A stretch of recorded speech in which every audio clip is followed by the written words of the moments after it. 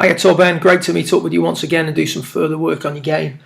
Just a quick recap on the key points that we discussed in relation to you improving your game. Showed some marked progress during the session. I think last year we covered a lot of areas, and you showed some signs of improvement in each one when you visited on Thursday. However, at the end of this session, you were showing much more marked improvements on some of the key areas. So really happy with that progress. The two main things were controlling the top of the backswing. So we looked at why we still had this, despite a better takeaway, which we looked at last time, we still had this little sort of drift in with the lead knee and the arms going too long at P4. And we related those to the accumulators. And what we said was that accumulator 1, the right arm, was loading very late, but when it did load, it loaded too much. So there's very little early in the piece. Now for accumulator 4 to continue to travel, the right arm will start to flex. The wrists are doing very little because they're not really being encouraged to. So accumulator 2 is a little bit passive at this point. And then what's going to happen is from P3 to the top, we're going to see a tremendous amount of accumulator 1 loading, right arm flexing, elbow starts to pop behind you, and therefore accumulator 4 travels too far. So we started to relate this position a little bit more to a specific accumulator. We also discussed the sort of over the top movement, or the angle of approach that was too much from the outside. And we talked about how the classic over the top move would be right shoulder lunging forward from P4, pelvis moving back, very little hip slide. And whilst there's a whiff of that, there's not a tremendous amount of it. But one thing that you can do to deliver the club from the outside and to get the sweet spot out in front of the hands is you can roll accumulator 3 too much. So I've put a line through the grip, so just to identify what sort of load we've got on accumulator 3 at that point at P3. And then we're going to run that down to P5. And you can see there that there's a marked difference in the condition of accumulator 3 at that point. So we have too much accumulator 3 low release, beg your pardon, from P3 to P5. And whenever we get that, the club will then continue to tumble forward, sweet spot out in front of the hands, producing an angle of approach into the ball that's too much from the outside. So the whole process this time was learning how to shorten the backswing in an appropriate manner relative to some accumulators, and controlling the delivery of the sweet spot into the ball, courtesy of the accumulators also. So I'm just going to get up now some of your swings from face on to illustrate the changes that you made, which were really good. Okay, so here we're looking at, we've got the bar at the back to just tighten up the radius a little bit in the downswing, encourage the handle to be a little bit more forward at impact. They were all things that we touched on during the session as well. But also to just encourage a little bit earlier loading of accumulator 1 and 2. And here I'm asking you to swing to P3 and then feel some extensor action. So we're trying to feel like the butt of the club is being pushed away from the right shoulder. So what that's going to do is it's going to discourage accumulator 1 from loading excessively. And the only way we can now get any length on the swing or arc on the swing is by loading accumulator 2 a little bit more, which you started to do as the session progressed. And if you did want to get accumulator 4, the left arm, to travel any further, the only way you could do it would be to continuously turn, extend and left tilt more throughout the backswing. And if you did that, I don't really have a problem. But initially we've got to get the accumulators under control. So that was the goal during this piece of footage that we see here. So we're just trying to feel P3, a little bit more extensor action, And we just see at this stage, we just got it really good, and then we just lose it at the end. We just get accumulator 1 flexing a little bit too much towards the end, which obviously needed a little bit more work, a little bit more tidying up.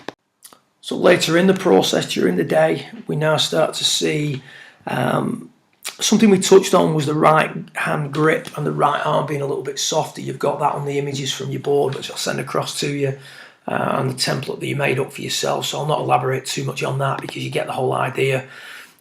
Softening the trail arm a little bit helped to just strengthen the right hand a little bit. And that's something that we've got footage of you demonstrating, but at this stage, I want to concentrate a little bit more on what's going on at P4 because that was the bulk of your work that you did. And this swing demonstrates very nicely the changes that you make. So the feeling here, prior to the shot, as before, swinging to P3, feeling a little bit of extensor action.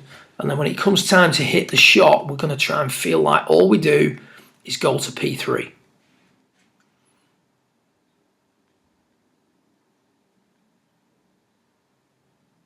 Starting to see the right arm load a little bit sooner.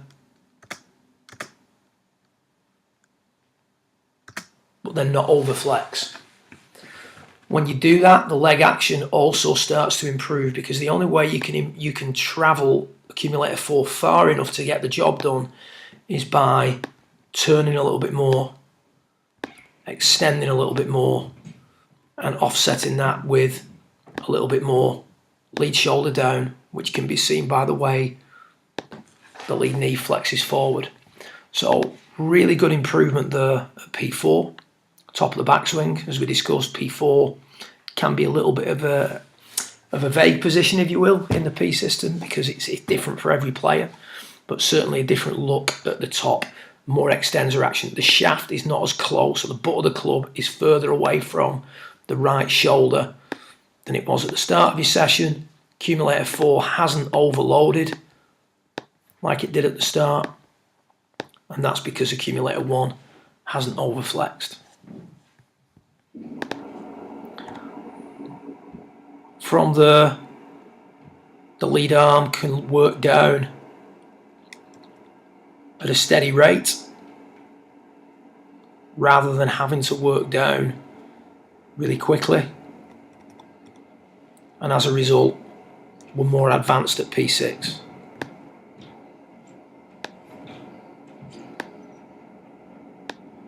Nearer to the right thigh, wrist angles coming out at a slower rate, handle more forward at impact, better wrist conditions through the hip, etc, etc, all things that we discussed and that you've already got in your live video footage from your lesson. So that was P1 to P4 face on, and we'll have a little look now at the work we did down the line. So here we're looking a little bit more at the environment in which you practice. We've got the cane at the side of the head just to prevent the upper centre drifting forward, which is something that historically you've done a little bit of, but to be fair, you slipped into a better habit pretty quickly. We had that there for maybe 30 minutes, after which time you were good to go. And the main thing here is the towel folded towards the toe end of the club and angled in approximately 10 degrees. So the key here is to control the sweet spot's delivery into the golf club and control what accumulator 3 is doing. So at the start of the session we were still getting the pull because accumulator 3 would release from P4 to P5. Here with the towel in place, we've got to keep the club coming from the inside, otherwise we're going to hit the obstacle. And as a result, we see a slight reduction in the amount that accumulator 3 rolls. We can see that the left arm doesn't come out quite as fast. And as a result, the sweet spot is being delivered more from the inside and less from the outside. we see the right arm accumulator 1 doesn't straighten as quick and get pulled out as fast.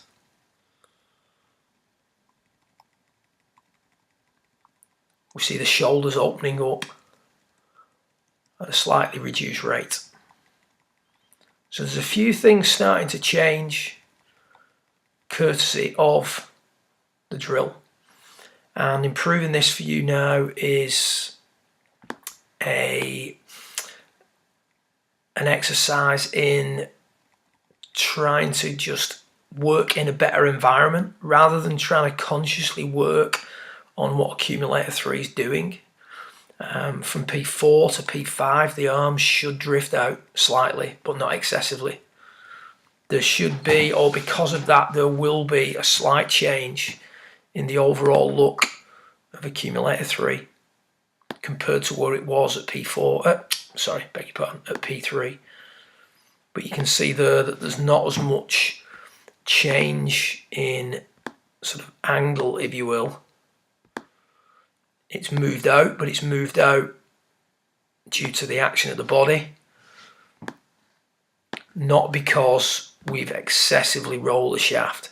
So the shaft here is tumbling forward very quickly, whereas here the shaft is just being brought forward courtesy of the unwinding of the body. So the arms are in a little bit less at P5 than they were at P3, but there's been very little rolling of the shaft. As a result, the shaft can now get on the right forearm, stays in behind the hands, and comes in on a better line and in a more shallow manner.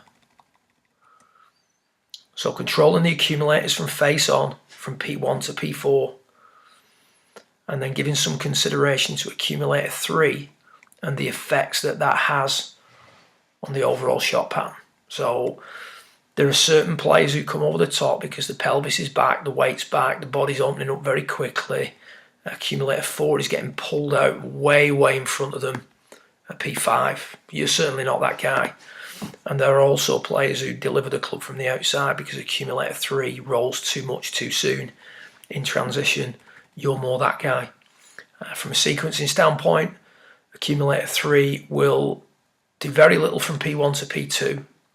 It will then load incrementally from P2 to P4.